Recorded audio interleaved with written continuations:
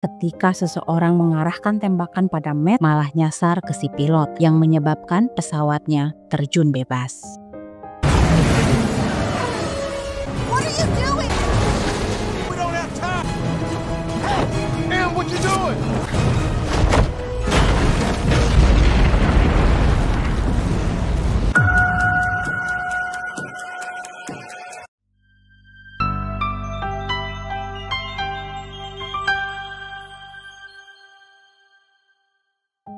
Matt dan Emily tunangannya merupakan agen penyamar resmi CIA. Mereka ditugaskan oleh atasan sekaligus sahabat mereka bernama Chuck untuk mendapatkan kunci yang disebut Industrial Control System atau ICS. Adalah sebuah perangkat yang dapat mengendalikan sistem elektronik apapun. Tugas mereka harus mencuri dari agen KGB Polandia yang berubah menjadi teroris Balthazar Gore. Untuk mendapatkan sidik jari Balthazar, Emily pun sedikit tebar pesona dengan menyemprotkan parfum di tangan kemudian menghampirinya.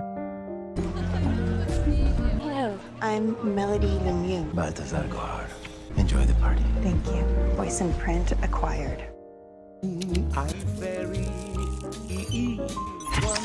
Devices in hand. Excellent. What is this thing, Chuck? Well, this is a master key for some of the world's most critical. You two now get to the rendezvous point. Baron Anders from MI6. Emily! Baron. Thank God you're okay. You're knocking us out the park, huh? Oh, yes, courtesy of MI6. Enjoy the trip, Emily. Always lovely to see you. Di pesawat, saat semua sudah terkendali, Emily tiba-tiba mengungkapkan kondisi dirinya yang sedang hamil sambil menunjukkan hasil tes packnya yang disambut haru oleh Matt. Walau sebenarnya mereka ini bingung harus bagaimana. Secara mereka ini adalah seorang agen yang tak ramah untuk anak-anak. Bersamaan dengan itu, tiba-tiba Emily mual-mual dan pergi ke toilet. Namun kru pesawat mengungkapkan bahwa toiletnya sedang rusak dan tak bisa digunakan. Membuat Emily curiga karena perjalanan mereka cukup panjang hingga 12 jam. Dan benar saja, tiba-tiba kru pesawat itu menyergap Emily lalu minta Matt menyerahkan kunci ICS-nya. Karena tidak ada pilihan lain, dengan berat hati Matt pun menyerahkannya. Kemudian terjadi baku hantam yang sangat alot.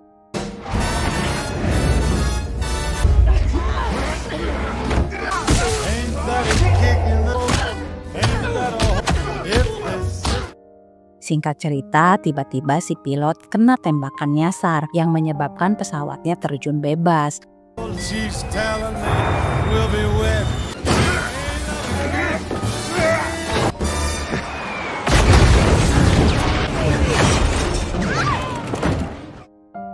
Karena ransel terjun payungnya cuma ada satu, Matt pun memberikannya pada Emily.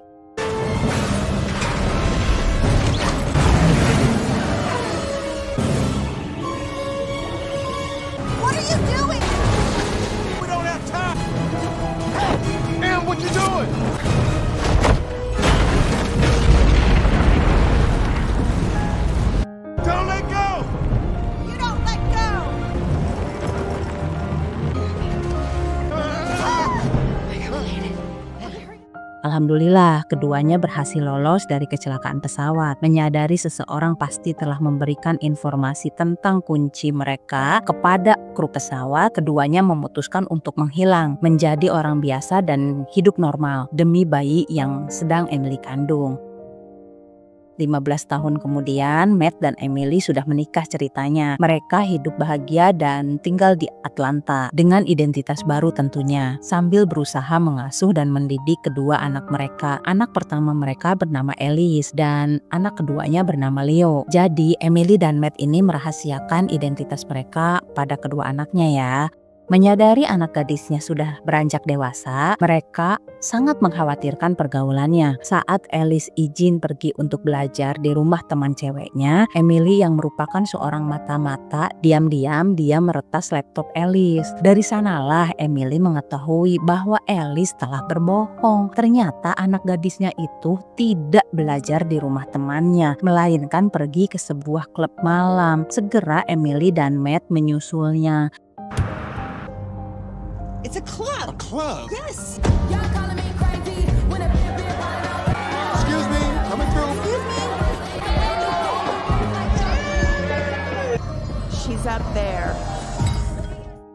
Sesampainya di sana, mereka mengajak paksa Alice untuk pulang. Namun di sana mereka malah ditahan oleh anak-anak muda yang mengolok-ngoloknya, yang membuat Emily tak bisa menahan jati dirinya, yang mengakibatkan mereka terlibat perkelahian yang direkam orang-orang di sana.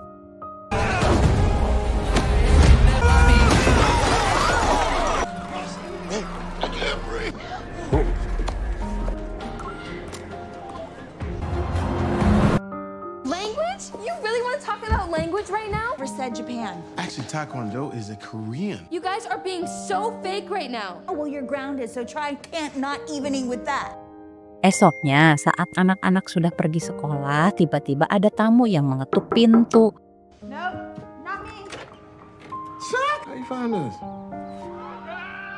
Is that Chuck? It is. Can you believe it? Hey, Elm. I found you this easily. Your enemies are not going to be far. We don't have enemies. The ICS key. That was lost in a plane crash. We searched the crash site. When the CIA find out that you're alive, they're going to arrest you in.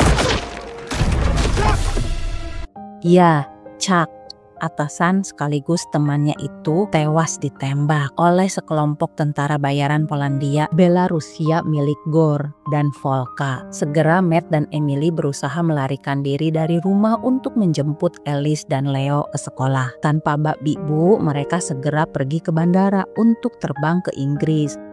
I took the key. What? I didn't want it to fall into the wrong hands. So where is it? It's in England. Okay. At Foxhole. Hey kids, early pickup today. Come on, let's go. What happened to our car? Long story short, don't valet. We're going to England? Yep, that's right, jolly old England. Yeah, I'm sorry, honey. Look, I know it's really hard to understand. And you lied about having a living mom. Okay, you're right. You know what? I owe you an explanation. Let's get through TSA first, okay? Ternyata Matt telah menyembunyikan kunci ICS-nya di dalam rumah besar milik Ginny Curtis. Adalah ibu kandung Emily, kita panggil dia Nenek Ginny. Adalah mantan penembak jitu M16 yang merupakan badan intelijen rahasia Inggris yang sudah lama pensiun. Dan dia juga mengepalai sebuah LSM lepas pantai Fox Hunter Ltd. Sesampainya di London, Matt meminta kepada kedua anaknya untuk menyerahkan ponselnya pada si ibu. Tujuannya agar mereka tidak terlacak. Karena menuju rumah nenek Ginny masih jauh, mereka memutuskan mampir di rest area untuk isi bahan bakar dan beli camilan. Sesampainya di rest area, Matt dan Emily isi bahan bakar. Sementara Alice dan Leo pergi ke restoran. Merasa curiga pada kedua orang tuanya yang telah membohonginya selama ini bahwa neneknya sudah meninggoy. Namun tiba-tiba sekarang mereka punya nenek. Lalu Leo dan Alice pun memeriksa paspor mereka. Yang ternyata identitasnya berubah. Untuk memastikan, Leo pun googling menggunakan game konsol miliknya. Dengan wifi di restoran, ternyata nama Jeffrey Baker itu sudah lama meninggoy pada tahun 1952. Semakin curiga lah mereka. Jangan-jangan ayah ibu mereka itu adalah buronan. Emily dan Matt terlibat perdebatan karena Emily merasa kecewa telah dibohongi. Selama ini Matt telah mengambil kunci ICS-nya, yang berarti mereka sekarang adalah buronan CIA karena telah membawa dan menyembunyikan kunci ICS itu selama 15 tahun. Matt berusaha menenangkan Emily. Dia berjanji akan menyerahkan kuncinya pada CIA demi keselamatan anak-anak dan juga Emily. Bersamaan dengan datangnya anak buah Volka yang tiba-tiba menyerang Emily dan Matt.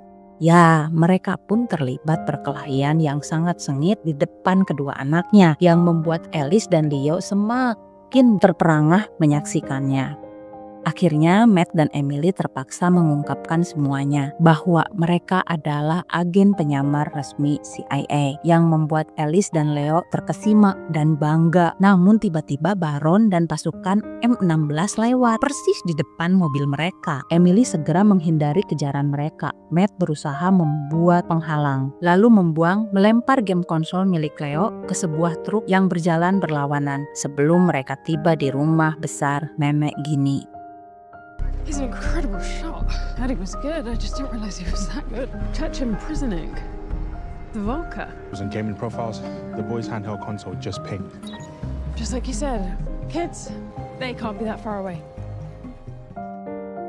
Akhirnya mereka pun sampai di kediaman nenek Ginny yang disambut dingin. Walau itu merupakan pertama kalinya bertemu dengan kedua cucunya, dia anti berpelukan karena dia merupakan orang Inggris.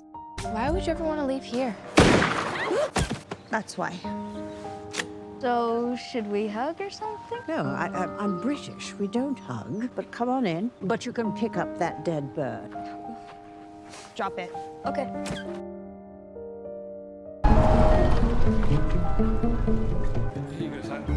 Not your accent, it's your personality. God, she must be bored out of her mind. Thank you. Mereka juga dikejutkan dengan hadirnya seorang pria bernama Nigel yang merupakan pacarnya si nenek alias calon ayah baru untuk Emily. Nigel yang sangat berminat pada IT pun mengajak Leo menunjukkan kantornya dan nenek Ginny mengajak Alice berkeliling menunjukkan kemewahan rumahnya sambil bercerita masa kecil si ibu. Sementara Matt dan Emily mengambil kunci ICS-nya ke ruangan bawah tanah di sekitar rumah nenek Ginny. Sesaat setelah mereka menemukan kuncinya, tiba-tiba mereka mendengar suara kegaduhan dan ketika memasuki ruangan, mereka mendapati nenek Ginny dan Nigel sudah terikat. Alice dan Leo sudah tertawan, yang membuat mereka terpaksa memberikan kuncinya kepada tentara bayaran Volca. Dan tak hanya itu, mereka juga dikejutkan oleh kedatangan Chuck yang ternyata tidak hanya masih hidup, tetapi juga dia ternyata telah bekerja sama dengan Gore dan Volca sebagai bentuk balas dendam karena dia telah dipecat dari CIA, dampak dugaan kematian Matt dan Emily dalam tragedi kecelakaan pesawat 15 tahun lalu. What happened to you? All because of you two. Within a year, I lost my job. The agency hung that on me. So this is about revenge? No. You don't interfere this time tomorrow, these two will be returned safe and sound. Setelah berhasil mengakses kunci ICS-nya, mereka pun menculik Leo dan Alice. Nenek Ginny sempat melawan beberapa agen Volca, namun Nigel terluka oleh peluru nyasar dalam perkelahian itu. Leo, we have to track the helicopter. The security cameras. Brilliant. Over here.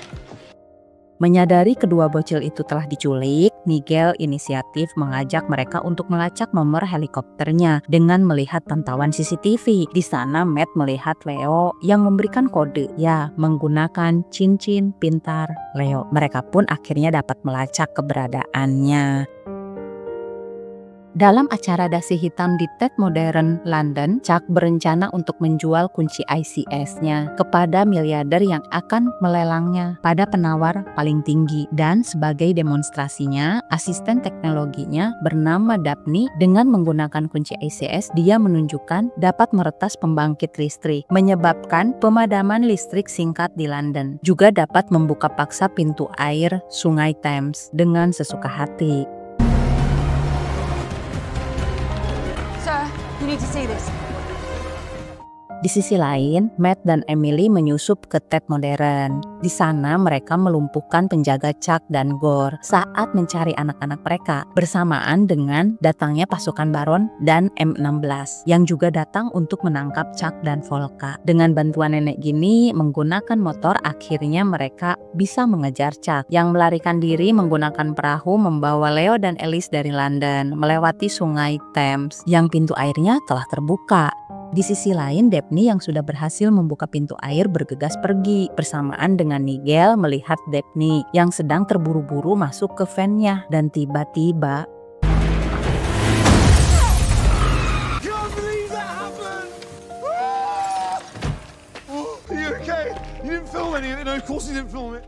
ya, Nigel berhasil melumpuhkan Daphne dengan menabrakkan van-nya ke van-nya Daphne, kemudian mengamankan kunci ICS-nya. Sementara Emily dan Matt mengejar perahu Chuck dan berhasil melangkah ke perahu Chuck. Lalu Leo dan Alice diperintahkan melompat ke dalam air. Sementara Emily dan Matt menaklukkan Chuck. Dengan bimbingan dan arahan nenek Ginny, Nigel berhasil menutup kembali pintu air Sungai Thames. Menyadari pintu air telah berhasil tertutup, Emily dan Matt segera melompat meninggalkan perahu Chuck. Mereka berempat diselamatkan oleh polisi dan M16. Kemudian Emily pun selamat dan mereka merasa lega. Saat pertandingan sepak bola Alice, seluruh keluarga datang menghadirinya, termasuk nenek Ginny yang mendampingi Emily, juga Leo yang tetap hadir bersama Nigel, walau mereka asik dengan game konsolnya masing-masing. Okay. You know, she makes us, we win. Dragon breath!